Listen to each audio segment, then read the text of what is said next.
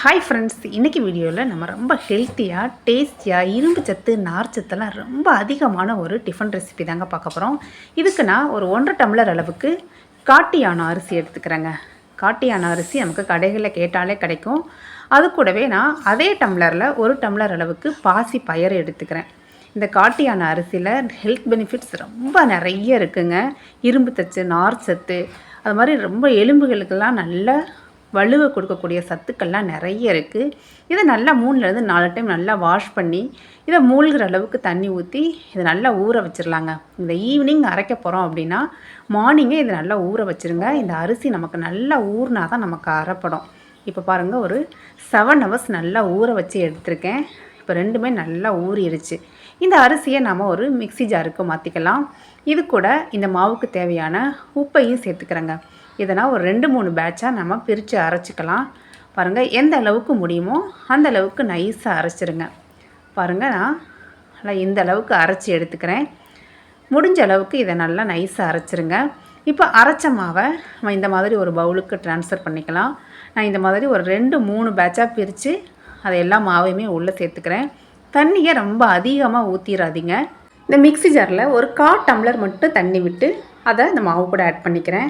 இதை நல்லா தண்ணியை சேர்த்து நல்லா கலந்து விட்டுலாங்க. நமக்கு தேவைப்பட்டால் தண்ணி ஆட் பண்ணிக்கலாம். நமக்கு ஸ்டார்டிங்லேயே தண்ணி ஊற்றிட்டோம் அப்படின்னா நமக்கு இட்லி தோசையெல்லாம் கரெக்டாக வராது. பாருங்கள், கன்சிஸ்டன்சி இந்த அளவுக்கு இருக்கணும்.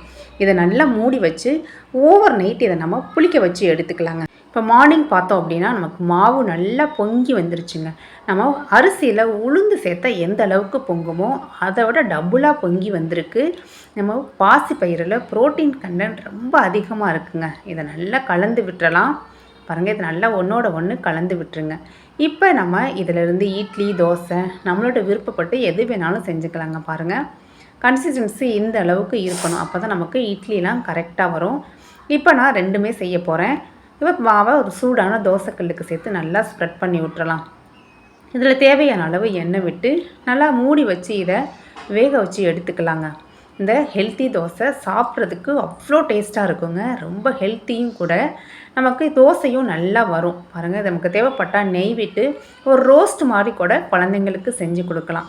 அவ்வளோதாங்க, இந்த ஹெல்த்தி தோசை சூப்பராக ரெடியாகி வந்துருச்சு. பாருங்கள், இட்லியும் சூப்பராக ரெடி ஆகிருச்சு. இட்லியுமே சாப்பிட்றதுக்கு நல்ல சாஃப்டாக இருக்குங்க. கண்டிப்பாக ஒரு டைமாவது இந்த ரெசிப்பியை நீங்கள் ட்ரை பண்ணி பார்த்துட்டு உங்கள் வீட்டில் இருக்க குழந்தைங்க பெரியவங்களுக்கு மறக்காமல் செஞ்சு கொடுங்க. இதில் ஹெல்த் பெனிஃபிட்ஸ் ரொம்ப அதிகம் இருக்குங்க. சர்க்கரை நோய்க்கு ரொம்ப ரொம்ப நல்லது இந்த காட்டு யானை அரிசி. குழந்தைங்களுக்கு பாசி பயிரை இந்த மாதிரி சேர்த்து செஞ்சு கொடுக்கும்போது அவளுங்க லைக் பண்ணி சாப்பிடுவாங்க. இந்த மாதிரி ஒரு சட்னி கூட சாப்பிடும்போது டேஸ்ட்டு இன்னும் எக்ஸ்ட்ராவாக இருக்குங்க. கண்டிப்பாக மறக்காமல் நீங்களும் ட்ரை பண்ணி பார்த்துட்டு கமெண்ட் பண்ணுங்கள். இட்லி பாருங்கள், நல்லா சாஃப்டாக வந்திருக்கு. இந்த வீடியோ பிடிச்சிருந்துச்சுன்னா உங்கள் ஃப்ரெண்ட்ஸ் அண்ட் ஃபேமிலிக்கும் மறக்காமல் ஷேர் பண்ணுங்கள் ஃப்ரெண்ட்ஸ். தேங்க்ஸ் ஃபார் வாட்சிங்.